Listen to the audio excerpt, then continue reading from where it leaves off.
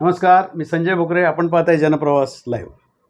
आत्ताच बातमी येऊन धडकली. महामहिम राष्ट्रपती महोदयांनी पश्चिम महाराष्ट्राचा दौराच रद्द केला. त्यांना किती धन्यवाद द्यावेत तेवढे थोडे आहेत. या मातेनं हे ऐकलं आणि ही पूर परिस्थिती, त्याच्यामध्ये ही सामान्य जनता कशी भरडली जाते आहे हे त्या मातेला कळालं. आणि खरोखर किती धन्यवाद द्यावेत तेवढे थोडे.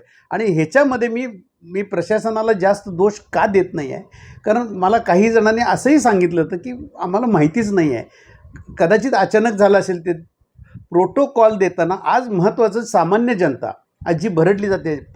आज पाऊस एवढा झालेला आहे, इतका भयंकर पाऊस झालेला आहे की सगळे रस्ते बंद आहेत, बंधारे पाण्याखाली गेले आहेत. आणि ह्याच्यावर मी आधी वाच्यता केली.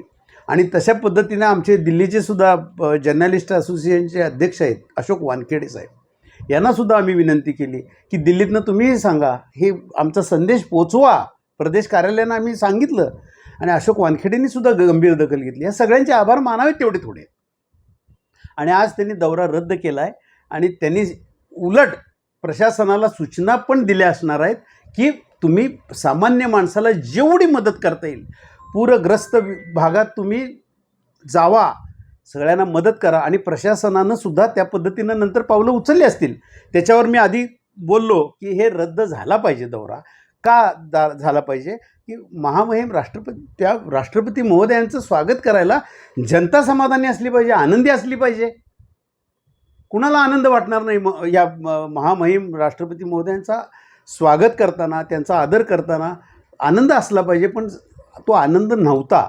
म्हणून ह्या कुठंतरी आम्ही पत्रकार म्हणून आम्ही ह्या भूमिका आमच्या विशद केल्या. आणि त्या पद्धतीनं वरपर्यंत प्रशासनानंच, मुंबईच्या अधिकाऱ्यांनी असतील त्याची दखल घेतली, चीफ सेक्रेटरी असतील, जिल्हाधिकारी असतील, पोलीस प्रशासन असेल. नक्कीच मी सगळ्यांचे आभार मानतो. आणि कुठंतरी हे आज सामान्य जनता जी भरडली जायला लागली, आत्ता एवढा पाऊस आहे आणि ह्याच्या त्या महामहिम राष्ट्रपती ज्या येत आहेत त्यांचा कुठंतरी हा अपमानच झाला असता ना. स्वागताला सामान्य जनता नाही तर काय उपयोग आहे. त्यामुळं त्यांचे खूप खूप आभार. आणि नंतरच्या काळात मात्र परत राष्ट्रपती महोदया येतील, त्यांचं आपण आनंदानं स्वागत करूया. धन्यवाद. आज इथंच थांबू.